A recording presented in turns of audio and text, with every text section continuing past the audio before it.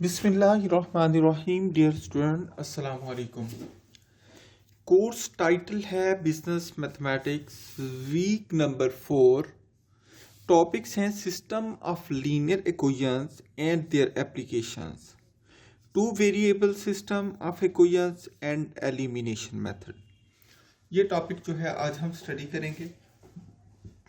सबसे पहले हम देखते हैं कि सिस्टम ऑफ लीनियर इक्वेशन क्या होता है। हम यहाँ कंसीडर करते हैं कि यहाँ पर जो सिस्टम है हमारे पास, उसके अंदर m लीनियर इक्वेशन है और हर इक्वेशन के अंदर n अननोन है। ये देखें, ये मेरे पास इक्वेशन 1 है, ये इक्वेशन 2 है, ये इक्वेशन नंबर 3 है और ये मेरे पास इक्वेशन नंबर m है। मैंने m लीनियर इक्वेशन की बात की थी, ये मेरे पास m लीनियर इक्वेशन है। अगर है कोई हर इक्वेशंस के अंदर देखें तो n अननोन है, x1 x2 x3 up to so on xn। हर इक्वेशन के अंदर x1 x2 x3 up to so on xn, x1 x2 x3 up to so on xn, x1 x2 x3 up to so on xn। हर equation के अंदर n unknown मौजूद है और ये टोटल जो इक्वेशन है वो m है। तो हम यहाँ पर इस जो लीनियर सिस्टम है m इक्वेशन में n अननोन के अंदर, उसे हम लिखते हैं इस तरीके से कि a11 x1 plus a12 x2 plus a13 x3 plus up to so on plus a1n xn is equal to b1, a21 x1 plus a22 x2 plus a23 x3 plus up to so on plus a2n xn is equal to b2, a31 x1 plus a32 x2 plus a33 x3 plus up to so on plus a3n xn is equal to b3 and so on, am1 x1 plus am2 x2 plus am3 x3 plus up to so on plus amn xn is equal to bm। मैंने इस system को system ए का नाम दे दिया। मैंने ये coefficient a11 a12 a13 a21 a22 a23 इस शक्ल में क्यों लिखे? इसलिए कि क्योंकि मैंने इनसे मैट्रिसेस बनाने हैं और इन कोफिशिएंट के साथ मैट्रिसेस आप स्टडी कर चुके हैं, तो मैंने इसलिए इनके कोफिशिएंट जो है वो a i j की फॉर्म में लिखे हैं। तो अब यहाँ पर हम देखते हैं इन मैट्रिक्स फॉर्म, जब हमने इनके मैट्रिक्स बनाना है तो जो ये है देखिए a11 a12 ये क्या है? कोफिशिएंट हैं। किन के कोफिशिएंट है? अननोन्स के। अननोन्स कौन है? x1 x2 x3 up to so on xn। तो हम देखते हैं a11 a12 a13 up to so on a1n, a21 a22 a23 up to so on a2n, a31 a32 a33 up to so on a3n and so on, am1 am2 am3 and so on amn। और जो x है वो क्या हो गए? Unknown. x1 x2 x3 up to so on xm, ये सारे के सारे अननोन्स हैं। इनको भी मैट्रिक्स फॉर्म में लिखा। अगर आप इनको दोबारा मल्टीप्लाई करें तो ये यही सिस्टम आ जाता है दोबारा, which is equal to b1 b2 b3 and up to so on bm। अब मैंने इस पहले मैट्रिक्स को जो ये सिस्टम के अंदर गिवन है, मैंने इस मैट्रिक्स को ए का नाम दे दिया, where A is equal to a11 a12 a13 up to so on a1n and a21 a22 a23 up to so on a2n, a31 a32 a33 up to so on a3n, am1 am2 am3 up to so on amn is equal to, ये क्या होगा? ये coefficient matrix कहते हैं। इस matrix का नाम coefficient matrix है। कोफिशिएंट मैट्रिक्स क्यों है?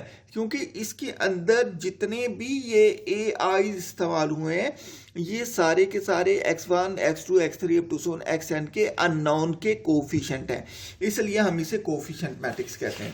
तो ऐसा मैट्रिक्स जो सिस्टम के कोफिशिएंट से बनता है उसको कोफिशिएंट मैट्रिक्स कहते हैं। और दूसरा ये हमारे पास जो x1 x2 x3 up to so on xm है, ये हमारे पास मैट्रिक्स ऑफ अननोन्स है। इसको मैं x का नाम दे देता हूँ।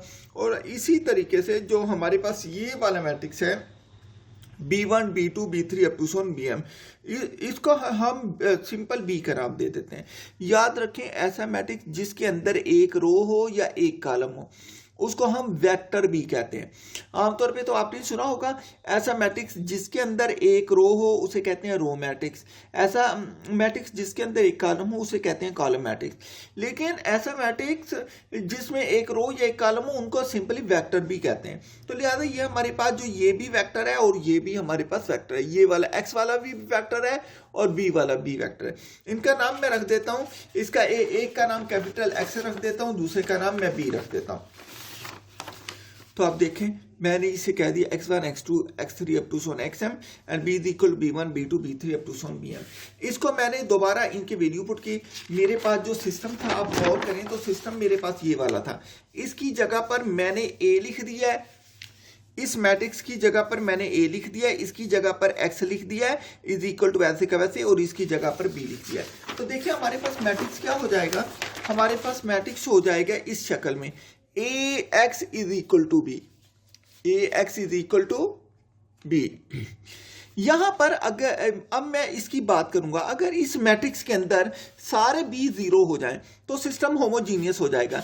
दूसरे लफ्जों में कहने का मकसद ये है कि अगर ये तमाम के तमाम b जीरो हो जाएं, तमाम के तमाम b जीरो हो जाएं तो सिस्टम होमोजीनियस हो जाएगा। अगर ये सारे के सारे जीरो ना हो तो सिस्टम नॉन होमोजीनियस होगा। अगर इनमें से कुछ जीरो हो जाए और कुछ b जीरो हो जाए और कुछ b जीरो ना हो, ये तब भी नॉन होमोजीनियस होगा। लिहाजा यही बात मैंने यहाँ पर की है।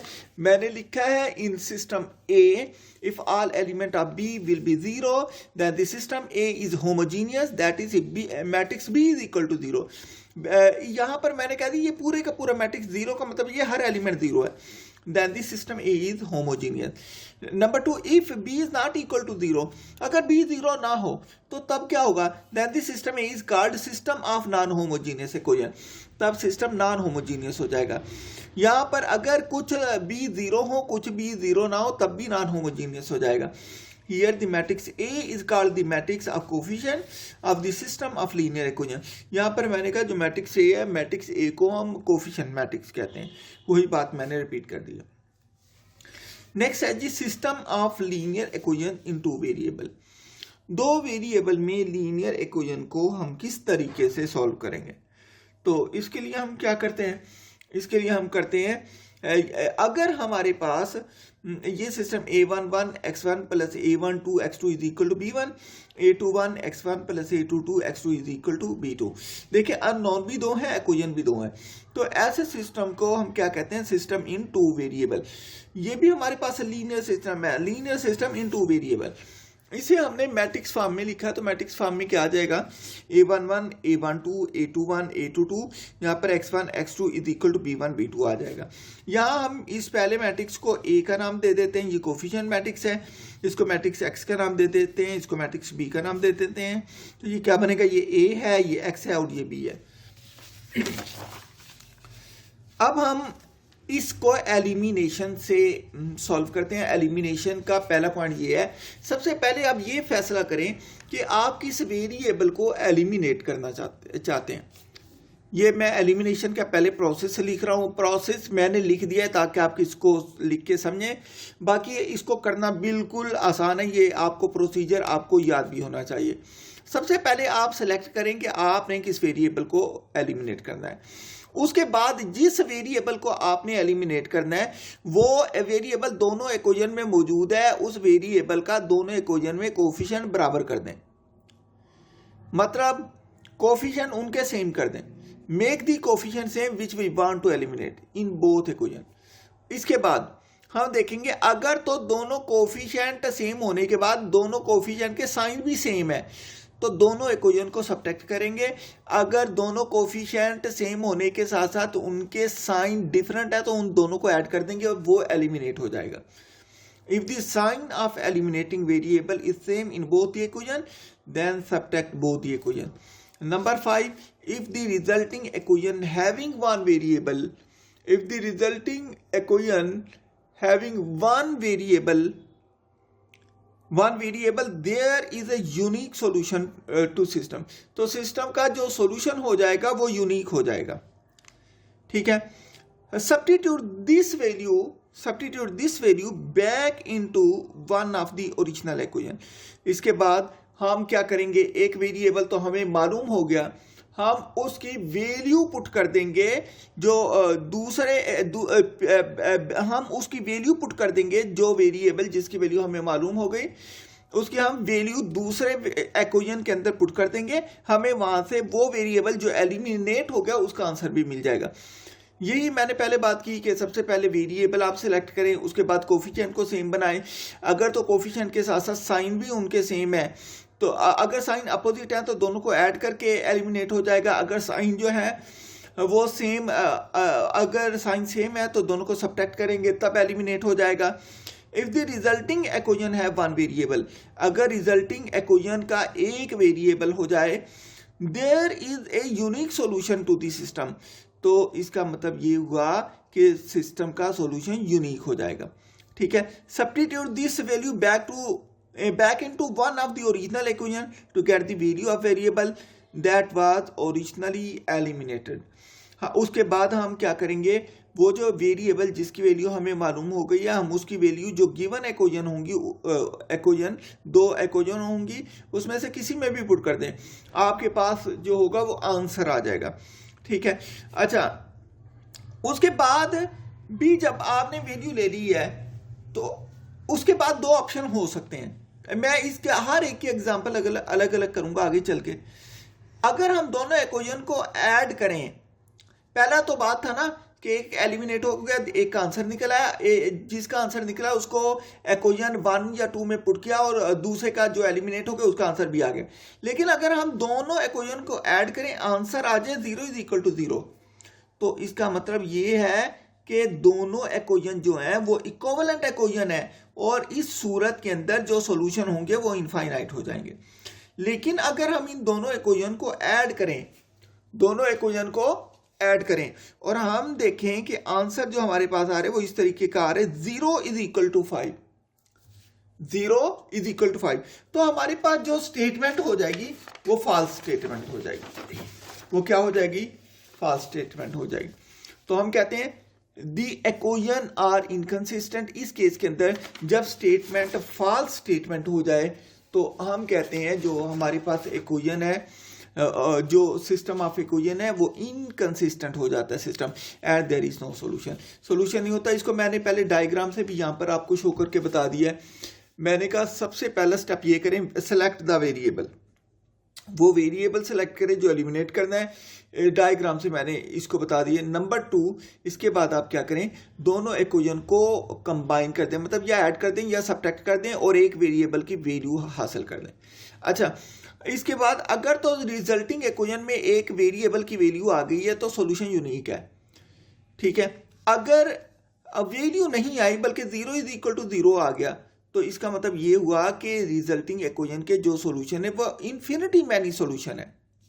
लेकिन अगर रिजल्टिंग इक्वेशन फॉल्स स्टेटमेंट हो गई तो इसका मतलब उसका कोई सॉल्यूशन नहीं है। हाँ, इन तीनों की मैंने हर एक की एक एक एग्जांपल करवाई है।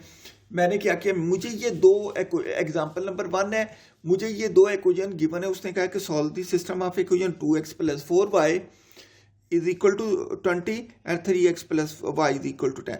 सबसे पहले मैंने वेरिएबल चूज किया कि मुझे y को एलिमिनेट करना है।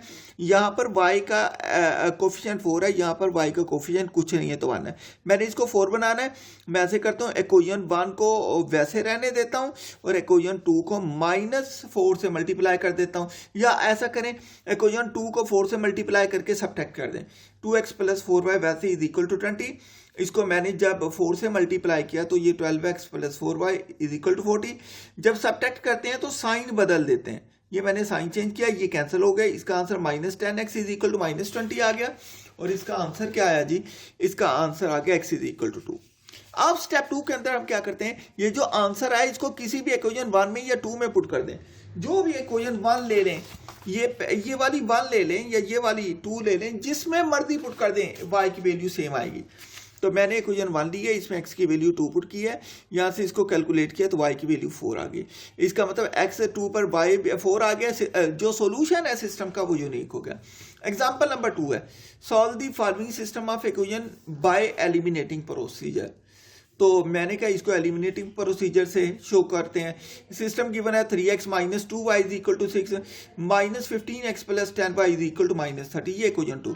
सबसे पहले मैंने वेरिएबल चूज करना है कि मैंने किस वेरिएबल को मैंने एलिमिनेट करना है।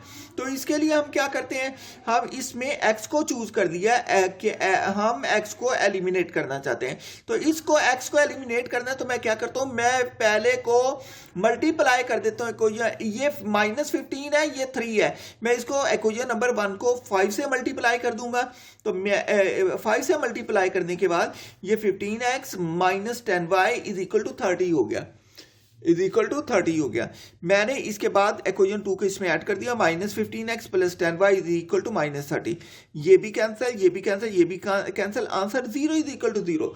इसका मतलब ये हुआ, ये जो हमने इसके अंदर रूल पढ़ रहे थे उसने कहा था जब हमारे पास आंसर 0 इज इक्वल टू 0 आ जाए तो इसका मतलब ये है two original equations are equivalent to each other. तो इसका and there are infinitely many solution to this system. तो इसका मतलब ये हुआ ये दोनों इक्वेशन इक्विवेलेंट है, इनके सॉल्यूशन जो होंगे वो इन्फिनिट होंगे। Both variable are eliminated on left hand side of the equation and we are left with identity 0 is equal to 0। ठीक है, तो इसका अब एग्जांपल नेक्स्ट देख। इसके स्टेप 3 में हमने क्या कहा, मैंने कहा ये जो मैच करता है ये डायग्राम के स्टेप 3b से मैच करता है। इस केस के अंदर we conclude that two equations are equivalent and there are infinitely many solution. Example 3, अब तीसरी कंडीशन हम डिस्कस करेंगे। हमें सिस्टम गिवन है 6x minus 12y is equal to 24 minus 1.5x plus 3y is equal to 9। मैंने इसमें से step 1 में मैंने चूज किया कि मुझे x को एलिमिनेट करना है। स्टेप 2 के अंदर मैं x के वेरिएबल बराबर करके, क्योंकि साइन अपोजिट है, इनको ऐड कर दूंगा। ये तो 6 है, इसको मैं किससे मल्टीप्लाई करूंगा ये 6 हो जाए, 1.5 को 4 से मल्टीप्लाई करें तो ये 6x हो जाएगा। लिहाजा मैंने इक्वेशन 1 में ऐड कर दिया इक्वेशन 2 को 4 से मल्टीप्लाई करके। तो ये क्या हो गया, 6x minus 12y is equal to 24, 6x plus 12y is equal to 36। ये कैंसिल होके 0x, ये कैंसिल होके 0y इज इक्वल टू 60, मतलब 0 इज इक्वल टू 60 हो गया। इसका मतलब ये फॉल्स स्टेटमेंट हुई। जब फॉल्स स्टेटमेंट हो तो सिस्टम का सोल्यूशन नहीं होता।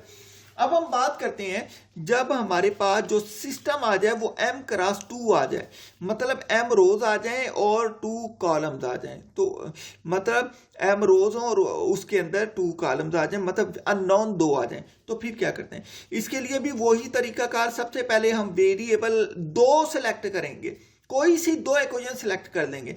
इस केस के अंदर हमें 2 से ज्यादा इक्वेशन गिवन होगी।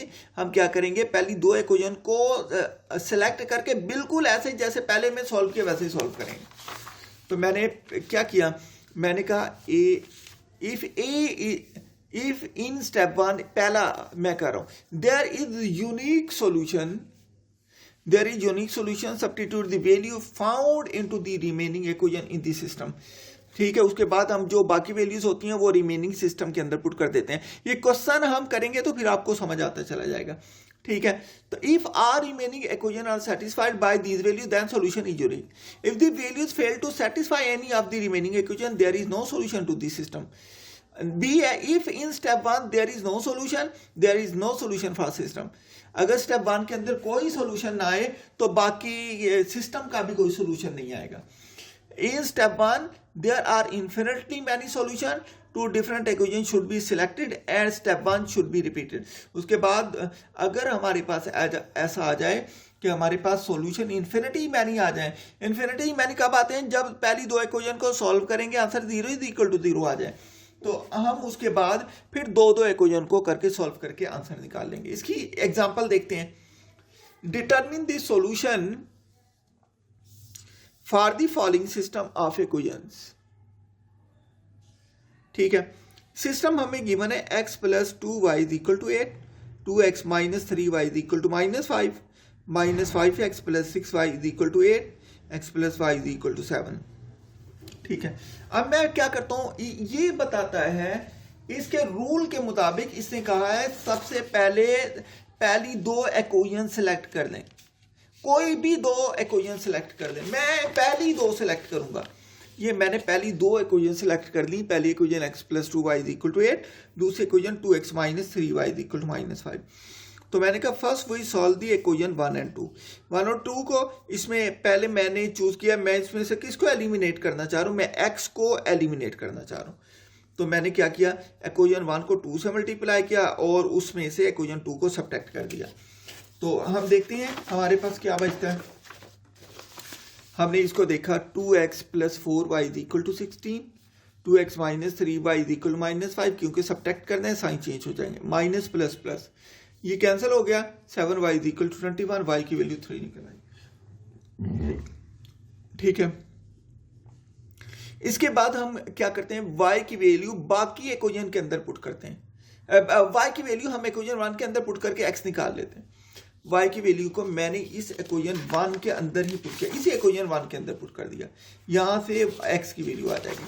मैंने पहले इक्वेशन 1 लिखी है, इक्वेशन 1 जो है वो हमारे पास है x + 2y = 8। ठीक है, इसमें मैंने x + 2y की जगह 3 पुट किया, = 8 आ गया।